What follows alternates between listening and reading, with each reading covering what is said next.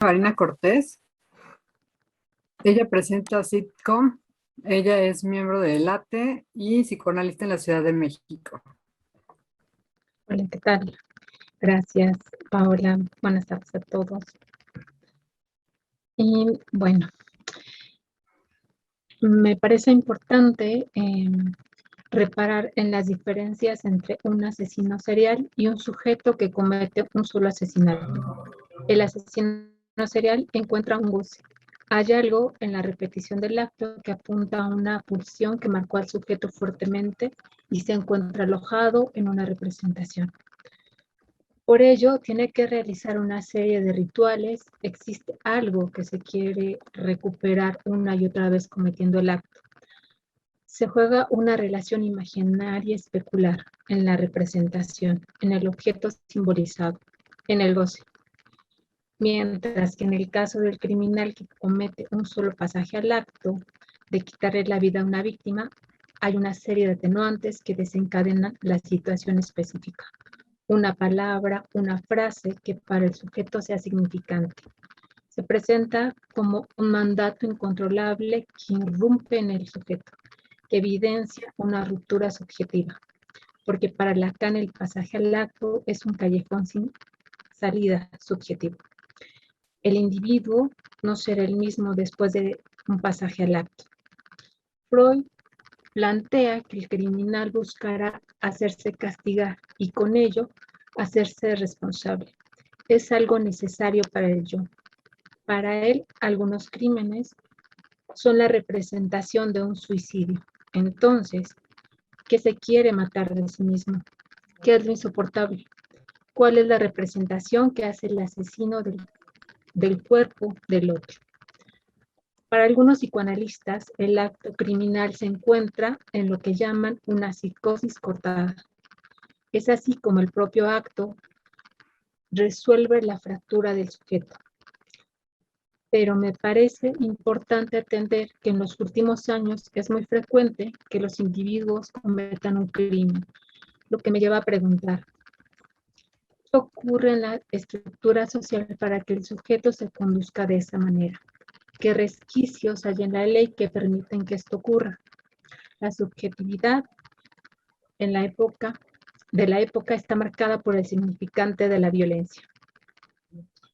En el libro La Era del Espanto se plantea que la violencia que se ejerce sobre el otro se encuentra dentro de un marco simbólico y esta está sostenida en un fin, como puede ser el uso de la fuerza para mantener el orden, pero cuando no existe un marco simbólico, se realiza el acto violento para tener satisfacción a costa del cuerpo del otro.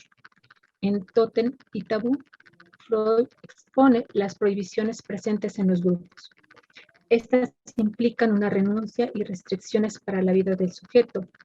Se imponen a todo el clan y están encaminadas a inhibir los deseos más intensos de los integrantes, aunque el deseo de transgredir la ley subsiste en el inconsciente de quienes forman el grupo. Las restricciones se mantienen porque siempre está presente hacer aquello prohibido. Los hombres se ven obligados a obedecer y esto implica la renuncia de su deseo, aunque los sujetos dominados les gustaría transgredir la ley, pero tienen miedo.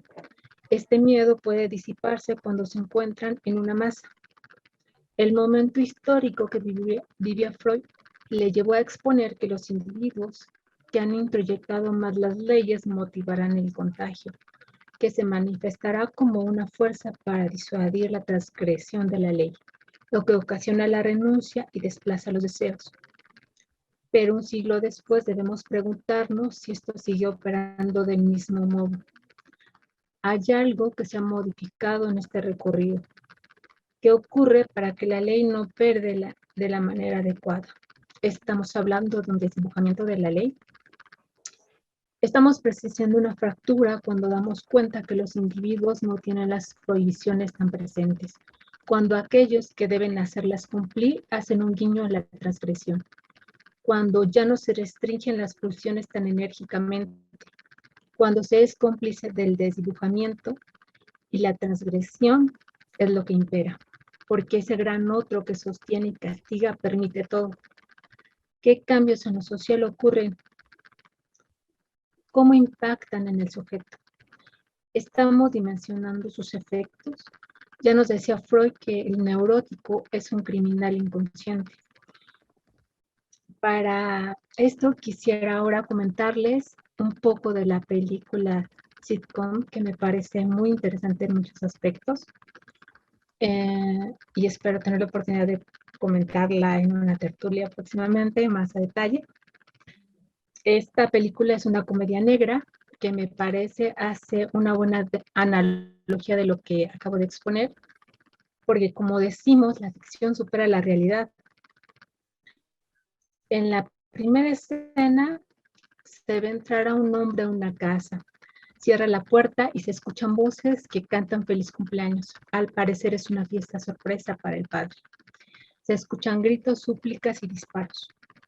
Al parecer el padre asesina a su familia, pero esto fue un sueño.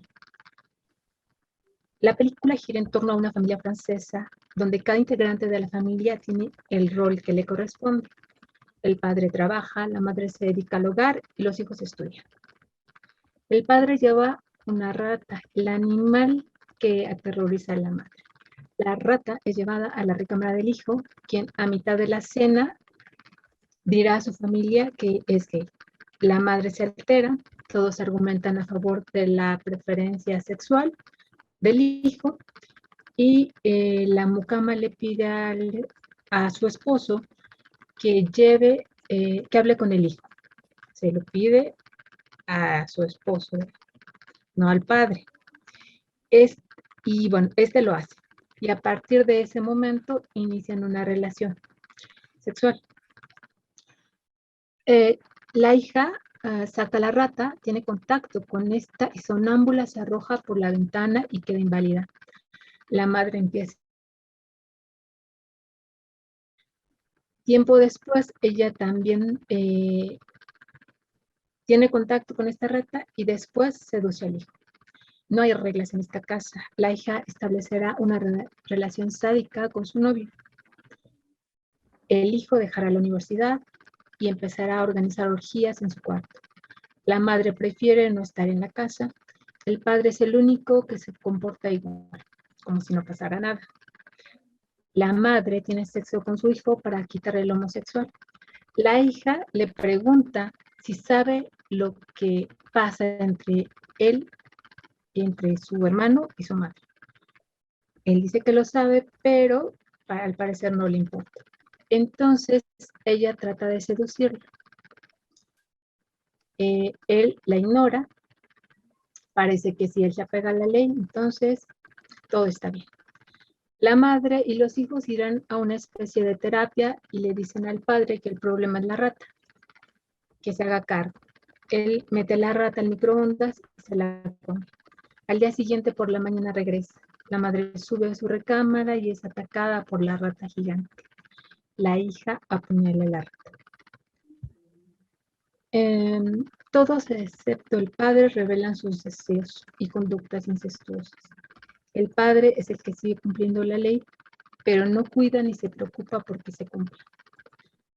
Los padres no tienen nombre y parece que no importa nombrarlos. El único momento en que el padre es nombrado es cuando inicia la película en la primera escena, en donde, bueno, apunta a la familia, ¿no? Parece que entonces sí hay una razón para nombrarlo.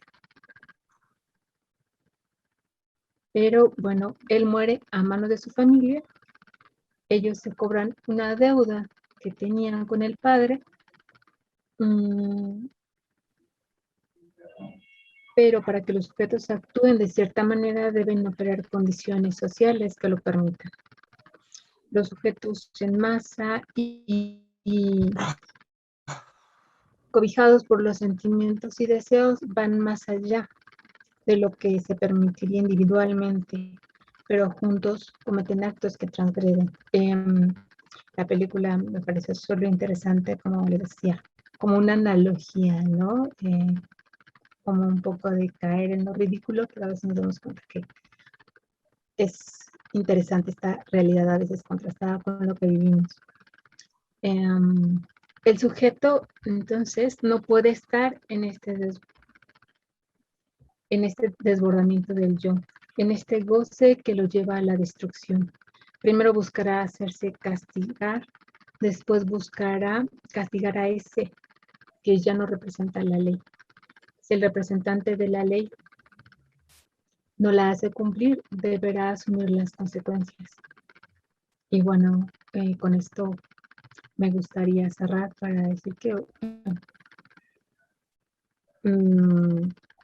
me hace pensar en lo social, ¿no? Que de la ley no se está cumpliendo para que veamos una serie de situaciones eh, que, bueno, dan cuenta de la violencia y como lo decía antes, de este desdibujamiento de la ley.